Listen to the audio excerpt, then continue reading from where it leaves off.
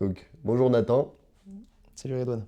je te laisse présenter un petit peu ce qu'on fait là devant la caméra aujourd'hui. Ok. Et ben aujourd'hui on est là pour le média Court-Circuit. Donc un média destiné à l'industrie qui va interviewer des personnalités, des chefs d'entreprise, des jeunes de l'industrie qui se bougent. Donc ça sera un média exclusivement pour nous, les industriels, les gens qui bossent dedans. Et aujourd'hui vu que c'est mon média, et ben avec mon coéquipier Redouane, c'est moi qu'on interviewe. Comme ça vous me connaîtrez les prochaines fois quand je présenterai. Voilà. Super, bon bah on embraye direct, je te laisse te présenter pour que le public apprenne un peu à te connaître, enfin les gens qui iront sur court-circuit. Nathan Jaurès, 28 ans, vit à Lyon, possède plusieurs entreprises dans l'industrie, emploie 80 personnes. euh, Aujourd'hui, kiffe dans l'industrie avec des projets divers et variés, tels qu'Industrie Libre, Ortus, Migène, etc. Voilà. Ok, ok, bah ta vision de l'industrie, moi j'aimerais connaître ta vision de l'industrie de manière globale. Ma vision extérieure, enfin en Ta- gros sur ce qui se passe dans l'industrie. Sur ce qui se passe dans l'industrie en 2024. Bah écoute, c'est plutôt positif. Là, on a quand même un gouvernement qui est pour la réindustrialisation, pour le Made in France. Après, je suis pas du tout politisé ni quoi que ce soit, mais c'est ce que je constate. Hmm. On a des gigafactories, donc des méga boîtes qui arrivent en France, des investissements étrangers. On a une pénurie de main-d'œuvre qui a tiré les salaires vers le haut, donc c'est quand même positif. Du coup, il y a plus de monde qui se lance dedans. On a le freelancing industriel qui commence à démarrer. Les feux sont quand même au vert et juste l'automobile avec les législatives et l'électrification des véhicules rend ce secteur compliqué. Le secteur automobile à proprement parler, on est concerné vis-à-vis de notre clientèle, mais voilà. Enfin, alors bah, je rebondis là-dessus tout de suite. Comment ça? C'est par rapport au moteur électrique en fait, le En fait fait, qu'on passe à l'électrique, ça pose problème? en gros, pour faire simple, une usine produit des véhicules. Hmm. Une usine Renault, Peugeot, qui tu veux, produit des véhicules. Demain, je te dis, voilà, à partir de telle année, tu vas devoir me faire que des véhicules électriques. Tu dois changer toute ta production, toute ton usine, refaire tout ton système, tu vois. Sauf que, d'une, les véhicules électriques, par exemple, se vendent pas bien, voire se vendent pas.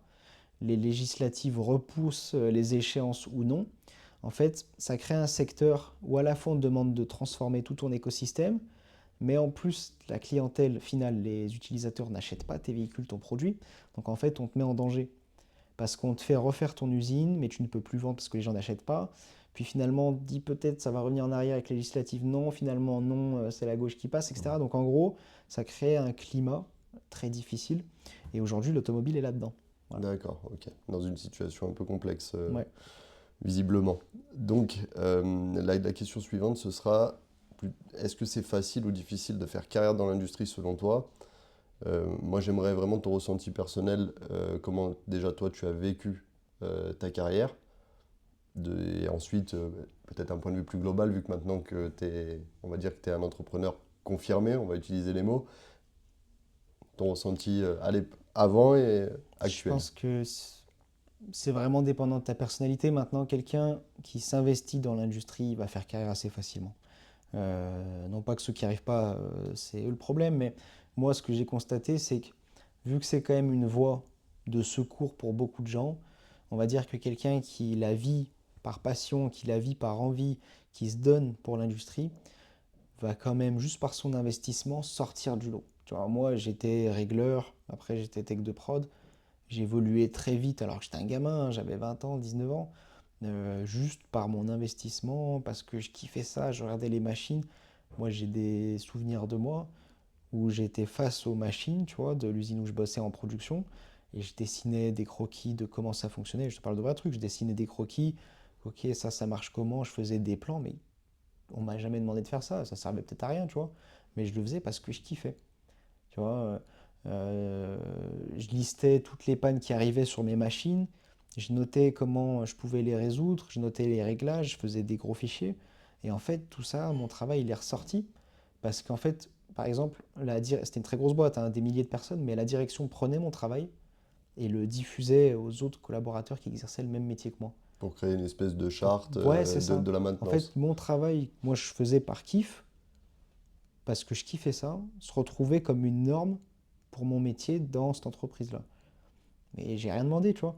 Donc en fait, un mec qui vit vraiment le truc par passion, qui s'investit, C'est un turbo. C'est un C'est quand même turbo. incroyable d'avoir un profil passionné comme ça. Tu sais, tu vois quelqu'un qui vient, qui dessine. Après, moi, Les... quand je jouais aux jeux vidéo, je Hmm. jouais toujours, tu sais, il y avait toujours le nain ingénieur, tu vois. Oui, Celui qui ouais. fabriquait des tourelles, tout Ouais, ça. c'est Tu bon, l'as je ou pas? vois totalement. Ouais. Ou dans Warcraft, tout ça, il y avait là, et ben, en gros, moi, je jouais tout le temps ça. En gros, moi, j'avais dans ma tête toujours le kiff du mec, l'ingénieur nain, le fou, tu vois, qui construit des trucs de fou avec rien. Hmm.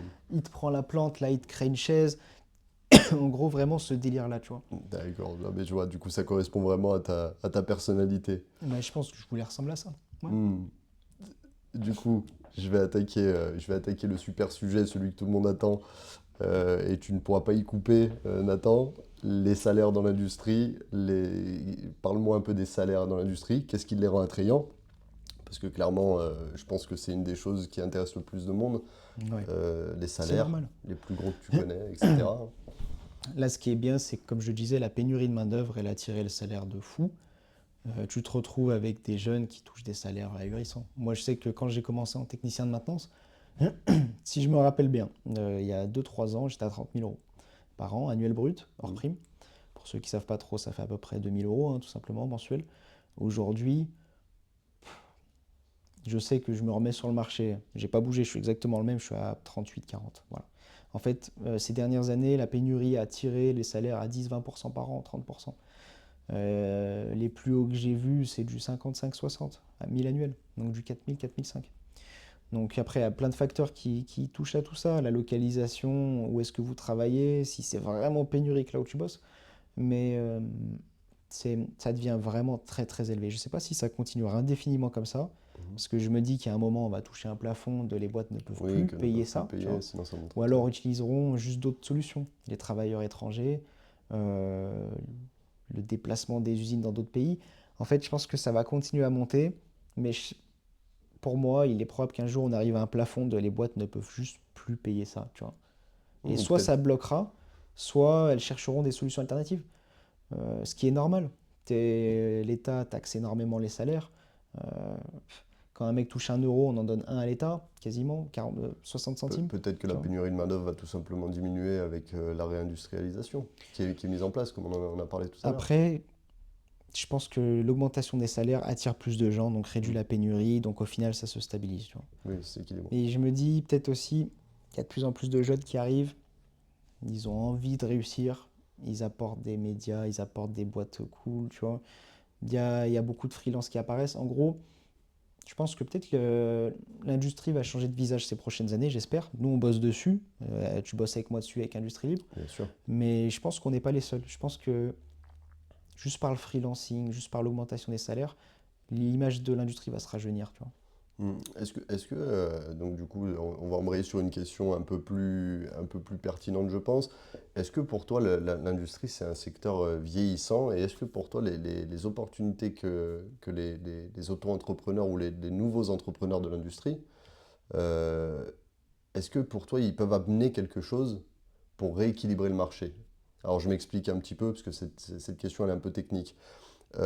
Par exemple, il y a plein de choses qui se font dans les autres domaines qui sont très actuelles. Le web, etc. C'est vachement moins présent dans l'industrie. Est-ce que pour toi, il y a tout à faire dans l'industrie? En fait, l'industrie, il faut vraiment l'imaginer pour ceux qui ne sont pas dedans. Mais là, c'est un média pour ceux qui sont dedans. Mais admettons, l'industrie, c'est un peu comme si tu avais pris une photo d'il y a 20 ans d'un monde et je te montrais cette photo aujourd'hui.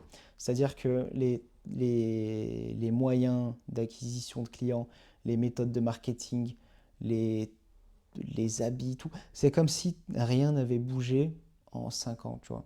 En gros, tu fais une photo, je suis sûr, franchement, tu compares deux usines, tu vois les méthodes qui sont utilisées. Je parle vraiment pas des méthodes de production, tout ça, il s'améliore en permanence, c'est le fric, tu Oui, vois. mais bien sûr. Mais par contre, la manière de vivre l'industrie n'a pas bougé. Et c'est là où les acteurs comme nous, les jeunes qui sont déter, qui kiffent ça, tu vois, ils peuvent apporter leur truc. Parce qu'on est au courant de... Moi, je sais que je connais toutes ces méthodes de marketing, pas toutes, mais je connais les méthodes de marketing d'acquisition parce que j'ai appris pour le e-commerce, parce que j'ai dû apprendre avec ma boîte, parce que je vois régulièrement sur Insta, on est bombardé T'es plus actuel. d'ads, T'es voilà. plus actuel peut-être aussi. Il est très simple de les prendre et de les jeter dans l'industrie, en fait, tu sortiras du lot du fait que tu es le seul. Voilà. Donc maintenant, tu es moins le seul. Moi, je sais qu'on est copié en permanence, nous. En gros, dès que j'utilise une nouvelle méthode, par exemple, de publicité ou quoi que ce soit, je sais que mes concurrents, ils la copient en peut-être 3 4 mois, tu vois. Oui, 3 ou 4 mois, je vois des concurrents Tu qui as 4 mois l'utilisent. de battement entre chaque C'est ça. innovation que toi tu proposes Généralement, j'ai 4 mois et d'avance de copie. vis-à-vis des gens qui regardent ce que je fais. Voilà. D'accord, ok. Et qui sont quand même pas mal, en tout cas localement. Donc, il y a de la place pour s'éclater, pour faire des trucs jeunes. Et je pense que c'est à nous de le faire. Ça sera jamais les gars qui sont dans l'industrie, qui ont 50, 60 ans, qui en ont rien à foutre, juste. Hein. Les fins de carrière. Ouais, les Ils fins sont de en fin de carrière ne carrière, ils n'ont pas envie s'intéresseront d'innover jamais à forcément. rajeunir à l'industrie. En tout cas, même s'ils le font, malheureusement, ils n'auront pas les codes. Parce que Mm. ça ne s'invente pas. Il n'y a que les jeunes qui peuvent faire paraître quelque chose de jeune. Oui, c'est Mais générationnel, c'est ça. en fait. Ouais, Après, ce qui est bien, donc là, je rallonge ta question, mais ce qui est pas de bien, souci. c'est que vu que c'est. Moi, je vois vraiment l'industrie comme un terrain de jeu, un terrain vague. Tu peux construire quelque chose qui te ressemble. C'est-à-dire que nous, on a réussi à créer une boîte jeune. Donc, on a les contraintes qui font que ça ne peut pas être parfait comme on le voudrait. On peut pas. Tu vois, j'aimerais qu'on fasse des événements toutes les semaines avec tout le monde, tout ça. On ne peut pas le faire parce qu'on a des contraintes de fric, etc. Mais par contre, tu peux, dans une certaine limite, créer un truc à ton image, cool, avec tes potes. Tu vois, moi au début, je voyais un peu ça comme une équipe de mercenaires, tu vois, je nous voyais comme ça. En gros, une équipe de mercenaires qui fait des chantiers de fous, qui essaie de se lancer dans un truc qui relève des défis. En fait, pour moi, c'est aussi excitant que ça. Voilà. Bah, ça tombe bien que tu en parles. On va enchaîner directement avec du coup les challenges. Qu'est-ce qui t'anime aujourd'hui à travailler dans l'industrie? Quels sont tes projets, tes ambitions? C'est quoi qui t'anime, tes challenges? Moi, ce qui est bien, c'est que j'ai réussi aujourd'hui à déléguer mon plus gros bébé, Migène, celui qui emploie 80 personnes, tout ça, la boîte de prestations de maintenance industrielle. J'ai réussi à la déléguer à mes associés. Aujourd'hui, juste, je leur insuffle un peu de bonnes idées, un peu d'aide quand ils sont en galère, mais j'ai pris du recul. Donc, je me concentre sur de nouveaux projets qui me font plus vibrer, mais à titre perso. J'adore Migène, c'est mon bébé, mais j'ai d'autres choses qui me font vibrer. Moi, j'aime le défi, j'aime l'action, j'aime. Tu sais, quand j'étais gamin, je voulais être militaire. Tu vois, j'aime l'action. Et en gros, j'essaye de créer une boîte aujourd'hui qui va ressembler à ça, Hortus, où ça sera des chantiers internationaux, quand, où ça sera une équipe de gens qui se kiffent, mais qui sont bons, performants, qui vont faire relever des défis impossibles. Je sais pas si tu connais l'émission Les Convois de l'extrême, tu vois. Oui, oui, bah oui, Bah, quand ils forcément. pensent, c'est juste des transporteurs, tu vois, c'est con. Sauf qu'ils le font dans des conditions où ça devient un défi, tu vois. Genre, amener, je sais pas, une table, tu vois, mais au milieu de nulle part, en passant par des chemins impossibles, le camion il passe même pas. Et ben nous, on va faire la même chose, mais dans notre domaine, tu vois. Ça, c'est à la portée de tout le monde. Donc après, il faut arriver à tenir les clous, c'est vraiment difficile. Mais nous, c'est ce qu'on va faire. Ça, et un projet plus collaboratif, plus communautaire, Industrie Libre. J'aimerais vraiment, avec Court-Circuit, avec Industrie Libre, qu'on arrive à créer une communauté de jeunes industriels qui kiffent ensemble, qui parlent, qui s'entraident. On leur apprend à devenir freelance, à suivre un peu le même chemin que moi s'ils en ont envie. En gros, moi j'ai besoin d'une communauté forte, c'est ce que j'aime. J'ai besoin de gens autour de moi qui kiffent, qui se sentent bien. Et j'ai besoin de défis, de challenge, c'est Hortus. Voilà. J'ai besoin de tout ça. Ok. C'est ça mes, T'as, mes prochains t'as projets. trouvé l'équilibre sur tes deux prochains projets. Voilà. Alors, t'as beaucoup parlé d'Ortus et ça s'entend que ça t'anime vraiment. J'aimerais juste que tu m'expliques, si tu devais expliquer Industrie Libre en 1 minute, de manière concise, tu m'expliquerais quoi sur Industrie Libre? Ok. Industrie libre, c'est un écosystème exclusivement réservé aux freelances et aux jeunes de l'industrie. Voilà. C'est-à-dire que sur Industrie libre, tu trouves une formation qui apprend au personnel technique de l'industrie, des techniciens de maintenance, des manutentionnaires, à devenir freelance, donc à se lancer à leur compte. C'est une formation qui est disponible dessus. Ensuite, on a un outil commercial qui leur permet de trouver des clients gratuitement, donc sans aucun frais. Ils se créent un profil un peu, tu vois, à la Tinder, et en gros, ils sont visibles pour les industriels. Les industriels, après, les sélectionnent, les font bosser. Donc ça, c'est vraiment nous, à titre collaboratif. On ne gagne pas d'argent dessus. Juste, on offre ça pour ceux qui prennent notre formation, pour ceux qui sont avec nous. On leur permet de trouver de la clientèle. Et ensuite, on a le média court-circuit qui est diffusé sur Industrie Libre, où c'est la communauté. Tu vois. Donc là, on diffuse des actualités de l'industrie, les interviews des personnalités. Voilà. En fait, tu as essayé de mettre en avant le domaine industriel, donner tous les outils pour devenir freelance, pour être En fait, informé sur les actualités de c'est l'industrie. c'est vraiment un écosystème pour les jeunes entrepreneurs de l'industrie. Voilà. Ok. Où ils peuvent se former et le devenir s'ils ne le sont pas. Ils peuvent suivre des médias dessus s'ils le souhaitent, se tenir au courant de l'actualité de l'industrie, voir des personnalités, voir des trucs cool qui les concernent vraiment. Et ils peuvent gérer leur clientèle, voir leur clientèle, trouver des collègues sur la plateforme. Ils ont tout ce qu'il faut. Moi, le but, c'est de créer cet écosystème-là. Ok, bah, super. Il faut être conscient que tu aimes beaucoup les industriels, beaucoup les auto-entrepreneurs, tu aimes tout le monde. Ça semble assez révolutionnaire ton histoire. Non, mais après, moi, tout ce que je fais, généralement, j'essaie de le faire en conclusion de problématiques que je constate. Hmm. Tu sais, on dit souvent, euh, pour lancer une boîte, essaie de trouver un problème. En gros, trouver un problème, si la solution ne t'est pas apparue ou tu ne la trouves pas, tu as une idée de boîte, tu vois. Et ben, aujourd'hui, pour des freelances, trouver des clients, c'est un problème. Avec Industrie Libre, ça n'en est plus un. Gratuitement, eh ben, ils peuvent en avoir. Moi, quand j'étais freelance, je devais payer mes 15%, 1 500 € par mois pour avoir des clients. Je payais 1 500 € par mois juste pour pouvoir travailler, tu vois. Et aujourd'hui, tous les freelances vivent là-dedans. Moi, je leur file gratuitement. Tenez, on a développé un site web, il a coûté cher, 50 000 €. Tenez. Il n'y a pas de médias pour les jeunes dans l'industrie, tu vois. Il n'y a personne qui s'intéresse vraiment à nous. T'sais, tu peux trouver des petites brides à droite, à gauche, des mecs sur LinkedIn, mais il n'y a pas un vrai truc cool, tu vois. Je trouve ça beau, moi. Je trouve ça beau. Alors, je te donne mon ressenti perso, mais je trouve ça beau parce que c'est fédérateur. Il y a un côté très fédérateur dans l'industrie libre. Et je pense que les gens qui regarderont cette interview, j'espère en tout cas en prendront conscience, que ça se sent quand tu parles que tu es un acteur qui essaye de faire avancer les choses pour les tiens, pour les gens qui sont tech de maintenance ou peu importe leur travail dans l'industrie, mais vraiment tu as une envie de porter le domaine. Moi, j'essaie juste de faire ce que j'aimerais avoir, voilà. J'essaie de créer ce que j'aimerais avoir. J'aimerais avoir un média sur l'industrie qui me concerne, tu vois, je me sens concerné, où je peux voir ben, peut-être des futurs clients être interviewés, des gens qui ont le même parcours que moi être interviewés, où je peux voir l'actualité de mon environnement. En Ouais. gros, je crée ce que je ne trouve pas, tu vois. J'essaye.